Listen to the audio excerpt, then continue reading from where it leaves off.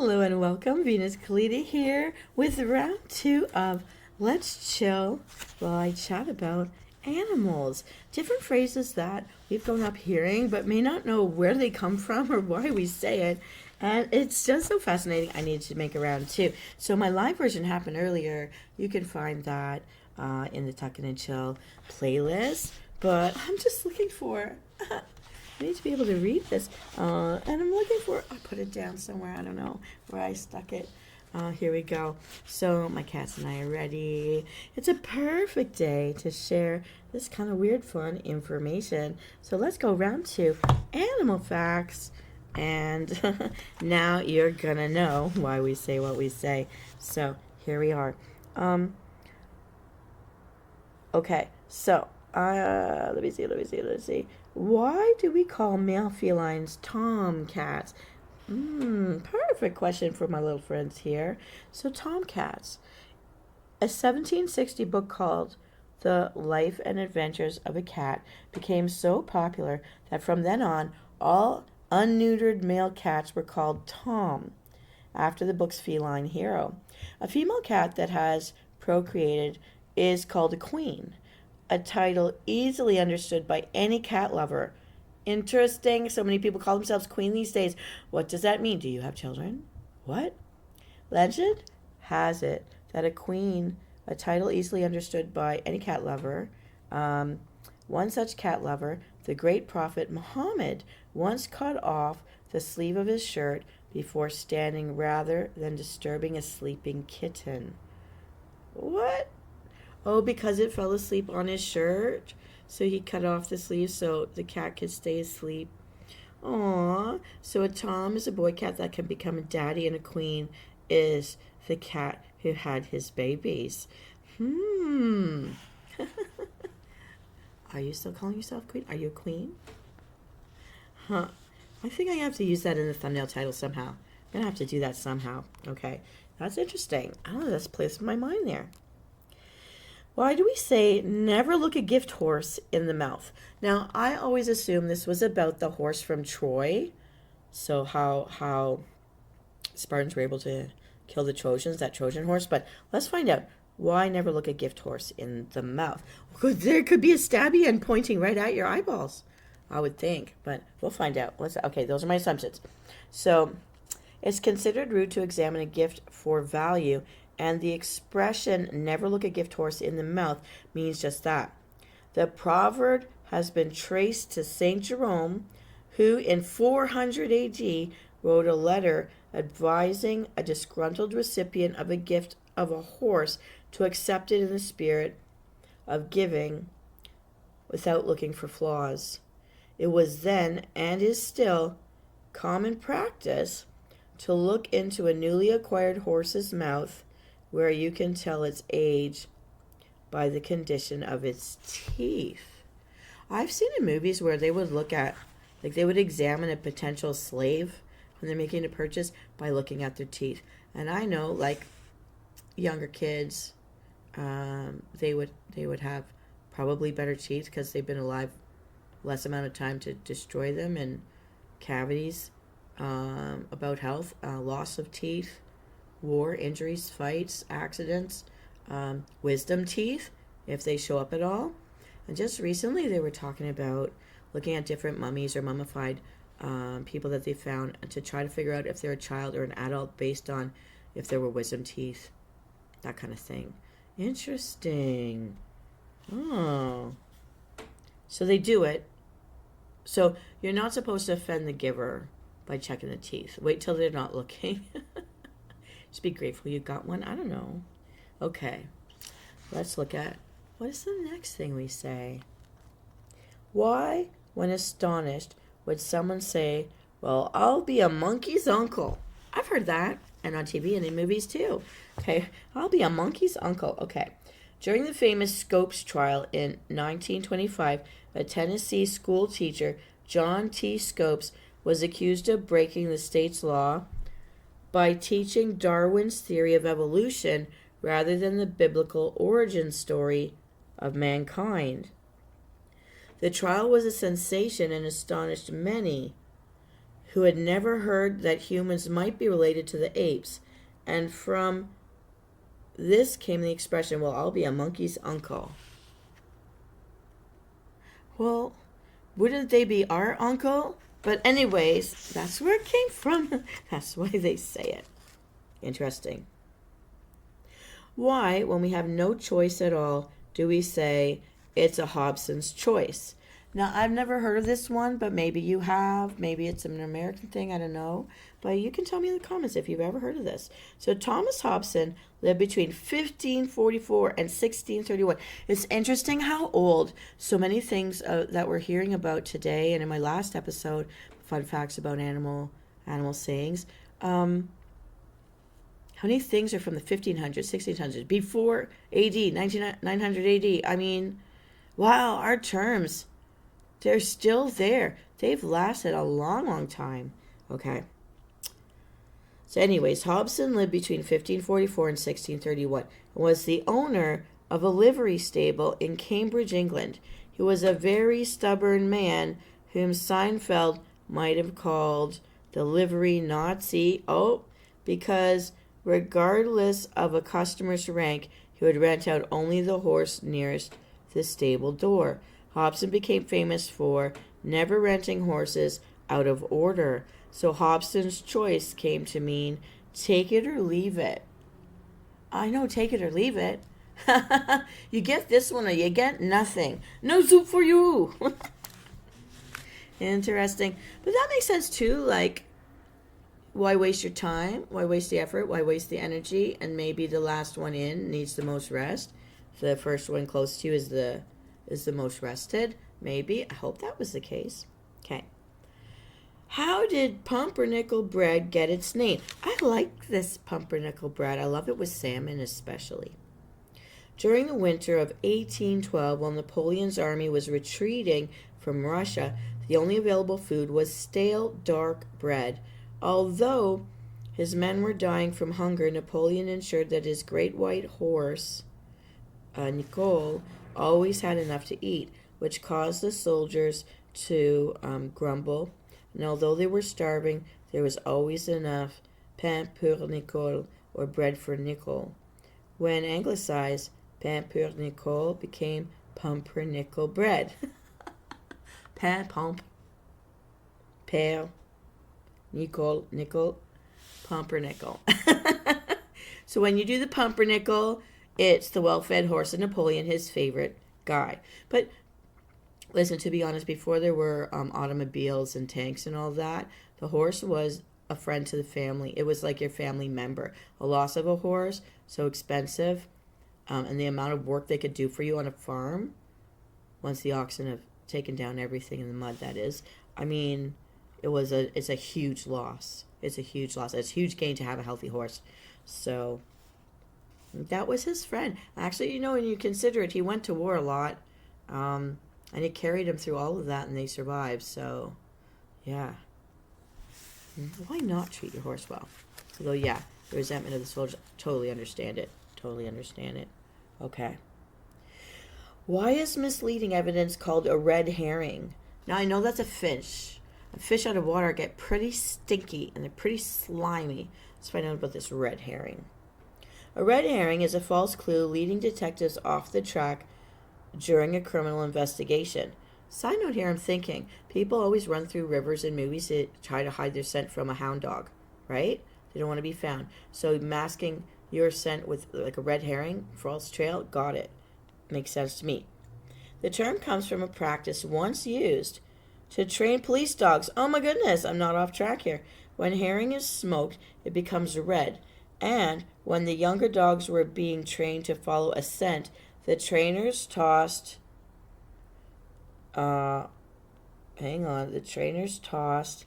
smoked fish around to test their ability to follow a trail. Escaping prisoners learned of the practice and often took red herring along to distract the dogs who were sent after them, wearing the scent they've been trained to not follow. Red herring. I find it less funny now that when you're a newbie in the game of World of Warcraft, one of your weapons is you hold a fish. Slap them with a slippery fish.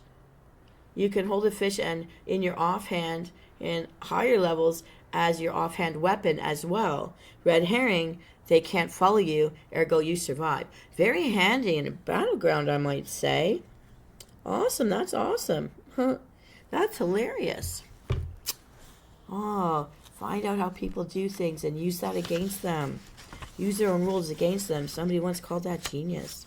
Oh, interesting stuff. All right, here we go. More fun facts about things we say using animal terms. Why is until the cows come home considered a long time? If left to their own devices, cows in a pasture will regularly show up at the barn for milking twice a day, once in the morning and once in the evening. The expression "till the cows come home" first appeared in the 16th century, so that's 1500s, when most people were familiar with the cycles of farm life. It was often used when a party went on long into the night, and it would have to end in the morning when the cows came home and needed milking. Oh, so you could party till 6 a.m. Awesome.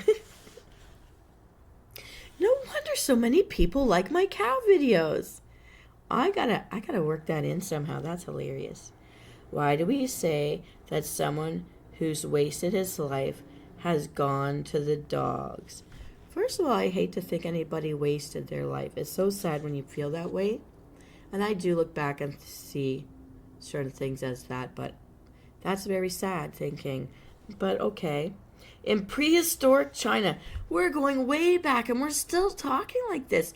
Prehistoric, and we're still talking like this. Okay, prehistoric China, for hygiene and safety reasons, dogs weren't allowed inside the city walls. Interesting, all you dog lovers who sleep with your dogs. Not looking in the mirror, not looking in the mirror at all. Hee hee. It was also forbidden to dispose of garbage within the city. I love, if you've been to New York on garbage night, like the night before garbage, it is taller than I am. I was so afraid to trip on any crack and land in it. Oh my goodness, there's so much. So I get it, okay? It was also, okay, so the designated dump outside the walls was where the stray dogs found food. When undesirables and criminals were banished from the city and forced to compete with the dogs for food at the garbage dump, it was said they had gone to the dogs. That's very sad where that comes from. That sound also makes a lot of sense. Okay, why do we say a hysterical woman is acting like she's having kittens? Heard of having a fit, but having kittens? Are we having kittens today, children? Babies? No, I've never heard of this. Please put in the comments if you've ever heard of this. Where is this a common phrase these days? She's having kittens. I might use that in rush hour traffic next time. Stop having kittens, you cow. Go home. I want to go home. Oh my goodness. Okay, no. I need to continue. This is just too much fun. Okay, gotta share these ideas. Okay. In medieval times and during the American era of witch trials, oh my goodness, Salem witches. Okay. In Salem, whenever an unfortunate pregnant woman, oh no, I'm gonna hate this. And whenever an unfortunate pregnant woman began to have premature pains or extreme discomfort, the authorities suspected that she had been bewitched. Oh my goodness. Medical knowledge needed, people. Because witchcraft and cats were synonymous, I said, what are they saying about us, my babies? What are they saying about us? The fact that I have potions in the back room means nothing. Okay. They feared that this pregnant woman, she's having contraction pains, was about to have a litter of kittens, and that the creatures were scratching to get out from the inside. They would say her hysteria was because she was having kittens. Now, by reading old-fashioned, old-timey stuff, I've learned about different ways the word hysteria or having hysterics meant. It also means something else very dirty, naughty, which we're not going to talk about here in front of my little babies. But, oh my goodness, people. But I'm sure it must have felt as painful as that. I'm sure. But, oh my goodness, having kittens. So screaming or having contraction pains. She's having kids. We now say it's having a fit. We haven't found out where that came from yet. We will investigate how it went from having kittens to having fits. I guess when we stopped believing that everybody was a witch, or that human women gave birth to kittens. Oh my goodness! Although they say that the cat that is the familiar to the witch was a human witch who's now come back to help another witch. But giving birth to kittens? No. Okay. Why do we use the word wildcat to describe a risky venture? I know there's a movie Wildcats with Goldie Hawn, and she beat a whole bunch of young, very fit football boys by being a long-distance runner. Well, you know, there's a reason they say outlast, outwit, outplay, and Survivor. So let's see this, Wildcats. I just think it's a cool name because you don't play with cats in Mother Nature. They are murder kitties.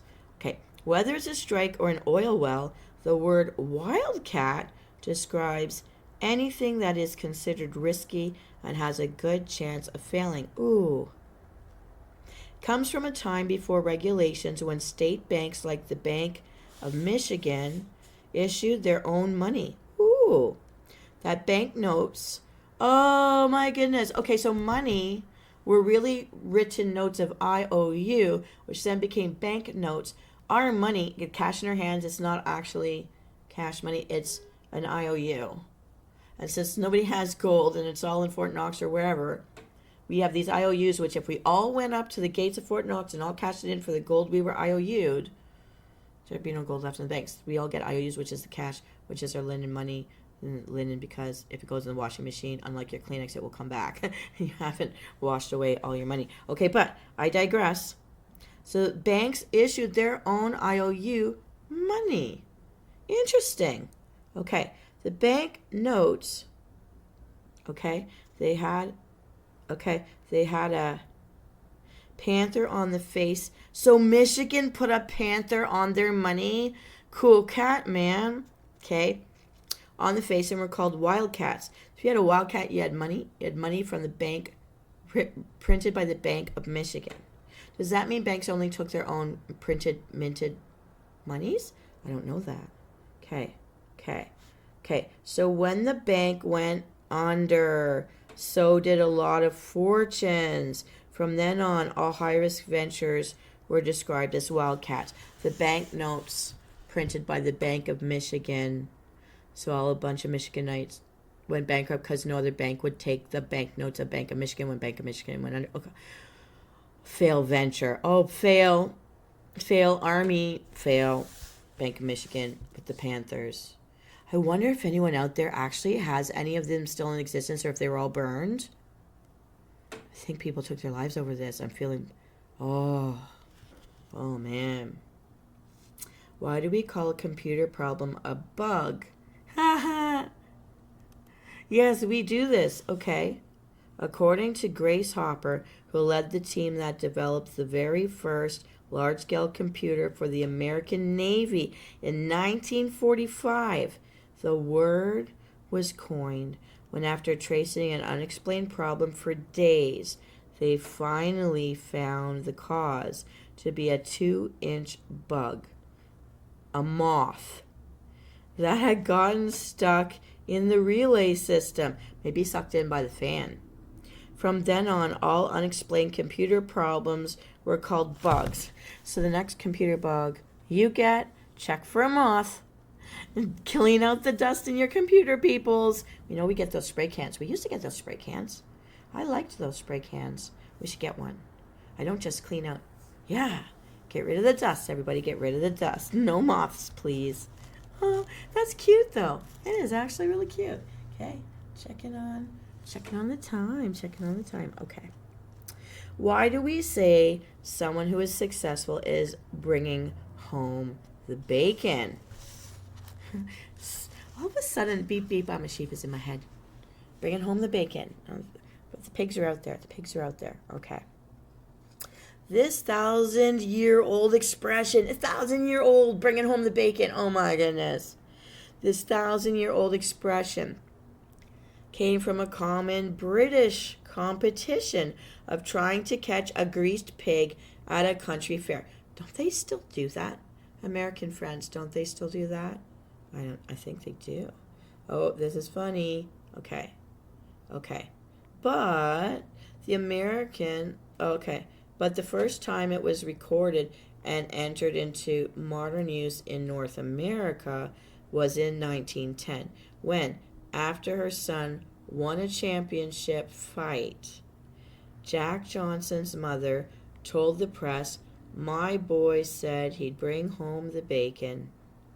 From then on, bringing home the bacon, it meant achieving success. That makes perfect sense. Plus, if you have a pig, you certainly have brought home the bacon. Yeah, because you can eat them. That makes me think of The Walking Dead when the pigs died. So sad. They did not get to bring home the bacon. Oink! Okay. All right. Well, I told myself instead of making these very huge videos, I'm going to stop these at 20-minute chunks. I have enough information for those of you who are still interested in fun animal facts. I have enough for one more. There's going to be a third round. Let me get the rest of my pets. And I will see you next time. Don't forget, check out, if you like these little chill and chats, check out my playlist for Tucking and Chill. That's where you'll find these. Oh, having a good day. Take care, everybody. Keep eyes out. It's always good to listen to something new, see something new. It shakes up the brain fog, you know? Just makes you feel better. This is Venus Callida. Let me know in the comments what you think and what topics you'd like to hear me talk about next time. Tucking and Chill's coming up on Friday for our Peekaboo edition. If you'd like to know when I do my other shows, right now I'm on Peekaboo time, which means anytime after 6 p.m. I will show up on the traditional gaming times, and I'll set real tighter schedules in the coming months in June, July, and August, when I have more time to do that. Until then, it's Peekaboo only. This is Venus Callida. Have a wonderful day out there. You deserve it. And I'll see you next time.